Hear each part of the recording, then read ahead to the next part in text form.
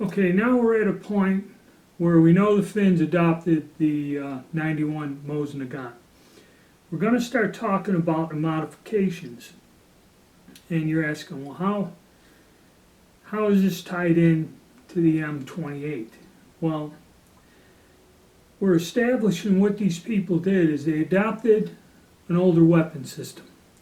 There were deficiencies in it, okay? One of them was the sight graduation, it's common sense. You tell me the sight's set at 200 yards, all right. But if you have some other different measurement where the sight is set at 350 for 200 yards, it's confusing. So some of the modifications and deficiencies were quite simple to fix. Basically cross out something on there, restamp it, and so on. I explained that in the video. And what they were doing is they were picking these guns up as surplus, buying them up, and refurbishing them or reworking them to get them usable. And then whatever was in this old design they didn't like, they started modifying. Okay, because first thing was the sights, then the stock. There was a couple simple fixes to the stocks on these guns. Then we're going to come to the big thing, is the barrels. And there's 2 points to the barrel. One, the barrels were worn out, so they had to be replaced. And two, there is a design flaw in the barrel. Okay, the way this barrel is, this old style, this long, thin, narrow thing, okay, to make the gun more accurate, you have to change the type of barrel, shape, and length. And that's where these guys redesigned, redid the gun step by step with all the different things they incurred over, about 20 years or so.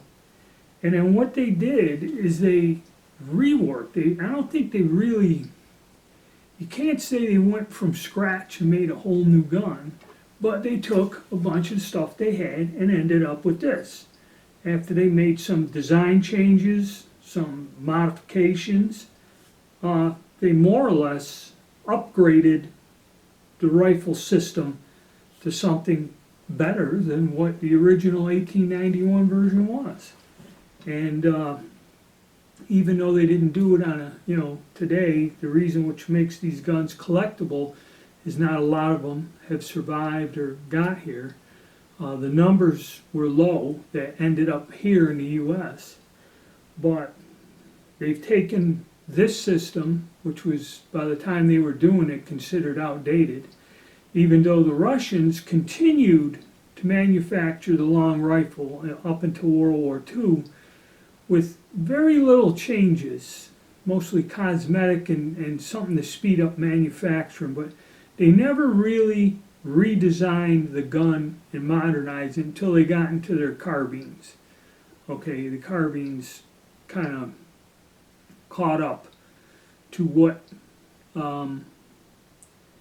the thing of modern warfare, and they changed the design a bit in one direction, and they kept manufacturing that and its satellites in one form or the other until the 60s. Okay, so this rifle system is long-lived, and but that's what we're going to now. So now I'm going to cover the different steps they did, from the most simple to when we get to the barrels. See, this is where we start redesigning the gun, is when they get to the point about working with the barrels and changing it.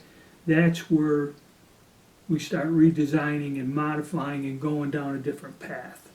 See, that's what I'm trying to take you on. This is not a straightforward thing. A lot of it is out of necessity, and if the older versions work and there's nothing wrong with them, why change it or modify it?